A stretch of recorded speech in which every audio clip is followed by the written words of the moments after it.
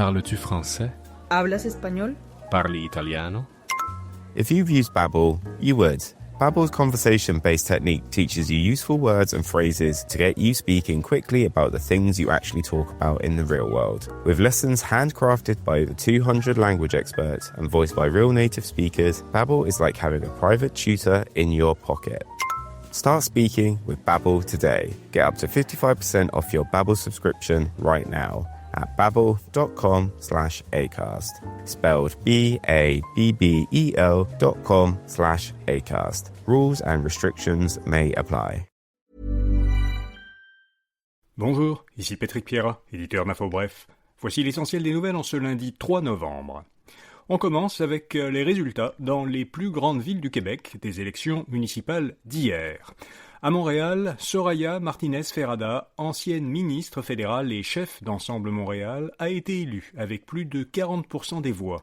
Elle devance Luc Rabouin de Projet Montréal, le parti qui était au pouvoir depuis 8 ans. En succédant à Valérie Plante à l'Hôtel de Ville, Soraya Martinez-Ferrada deviendra la deuxième femme à diriger Montréal. D'origine chilienne, elle sera aussi la première personne issue de l'immigration à occuper ce poste. D'origine chilienne, elle sera aussi la première personne issue de l'immigration à occuper ce poste. À Québec, le maire sortant, Bruno Marchand, a obtenu la moitié des voix, loin devant ses principaux adversaires, Stéphane Lachance et Sam Hamad. Bruno Marchand est donc réélu. Plusieurs grandes villes ont conservé leurs dirigeants. Laval, Stéphane Boyer y a été réélu avec près de 60% des voix. À Longueuil, Catherine Fournier est réélue avec près de 90%. À Gatineau, Maude Marquis-Bissonnette est réélue avec 50%. À Terrebonne, Mathieu Traversy avait été réélu sans opposition avant le scrutin. Et puis d'autres villes ont élu de nouveaux maires ou mairesses qui sont d'anciens ministres. C'est le cas à Sherbrooke, où Marie-Claude Bibeau a été élue, c'est une ancienne ministre fédérale libérale. À Lévis, Stephen Blaney, ancien ministre fédéral conservateur, est élu maire. Et à Saguenay, c'est le cas d'André Laforêt, ancienne ministre québécoise de l'Habitation.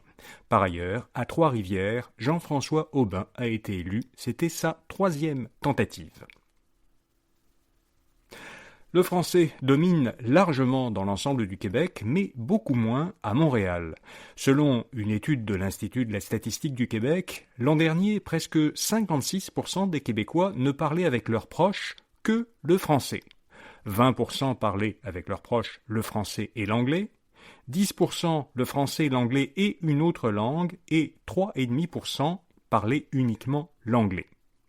Mais à Montréal, la proportion de ceux qui parlaient avec leurs proches uniquement le français était de seulement un quart. Par ailleurs, au travail, 73% des Québécois utilisaient le plus souvent le français et 12% le plus souvent l'anglais. À Montréal, un peu plus de la moitié des gens utilisaient au travail le plus souvent le français et un quart le plus souvent l'anglais. Mark Carney a accepté l'invitation en Chine de Xi Jinping. Le Premier ministre fédéral a rencontré le président chinois en Corée du Sud, en marge du Forum de coopération économique Asie-Pacifique.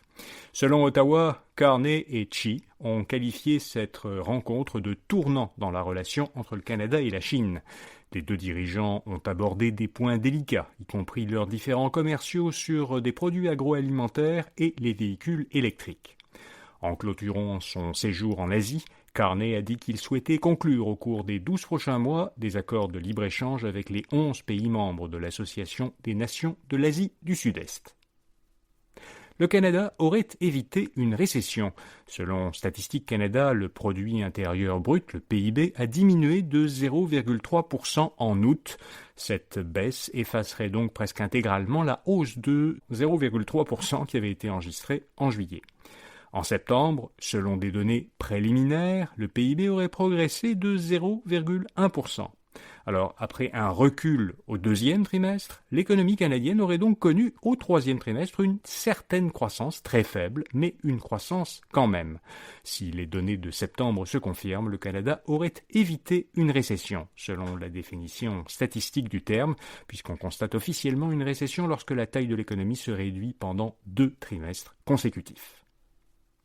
Le tourisme a généré des revenus records au Canada cet été. Selon les estimations de la société d'État Destination Canada, les touristes auraient dépensé 59 milliards de dollars à travers le pays du début mai à la fin août. C'est une augmentation de presque 6% par rapport à la même période l'an dernier et donc un record pour cette période.